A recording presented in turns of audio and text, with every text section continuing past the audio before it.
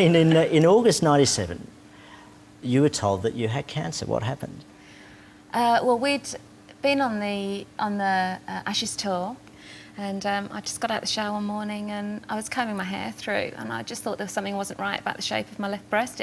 Instead of being curved underneath, it appeared to flatten, and I felt and did everything you're supposed to do, and in the end it was really sore and hurting, and I thought, oh well, it can't be cancer because cancer doesn't hurt. And so talked myself out of it. And I thought, well, I'd just go and ask Glen what he thought, just to double check. And I went out and said, he was lying in the room, and I said, does this left breast look strange to you? And he said, oh, it looks all right to me. And as men are with breasts, and that was the end of it.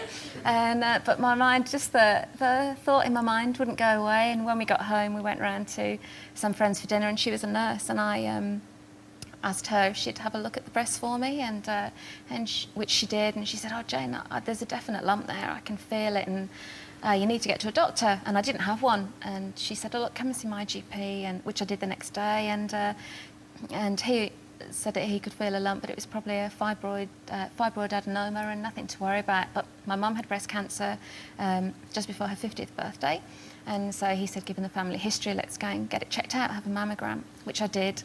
And that showed, it ended up, I went for the mammogram and an ultrasound, and that showed that there was a lump there. That then had a needle biopsy, and that confirmed the cancer, and it was a totally overwhelming experience. I totally lost control of the situation. I think once you tell someone, once going to the doctor, it sort of kind of set the wheels in motion.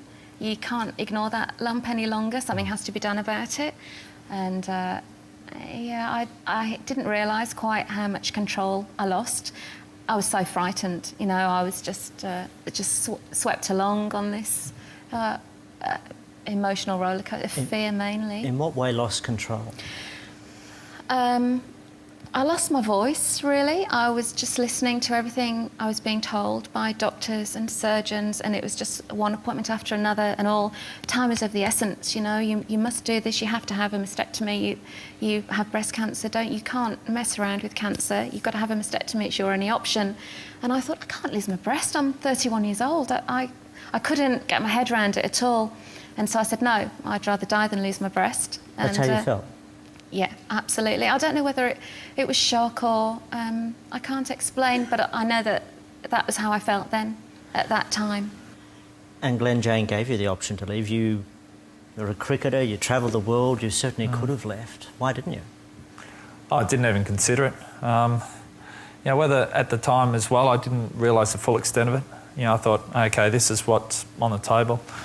This is the way we'll deal with it. We'll do that, get through it, and we'll get on with our lives together. You know, not at any stage did I think this was actually life-threatening. So whether it's a little bit naive of me to feel that way, but at the time, you know, that's why I felt.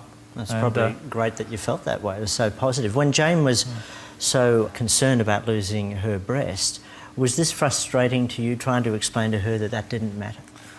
I think at the stage everything was snowballing. We were getting just gone from you know, everything's happy, we've won the Ashes, we've just come home, to within a week or so, you know, booked in for operation, maybe chemotherapy, radiotherapy, the works, and we just decided to get away. We actually, one of the rare times, Jane actually came with me to our property at the other side of Burke. Money to get me out there.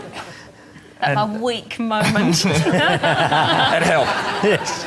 But out there we decided there and then that, or Jane decided there and then that, come back to Sydney, book in for the operation and do what we had to do.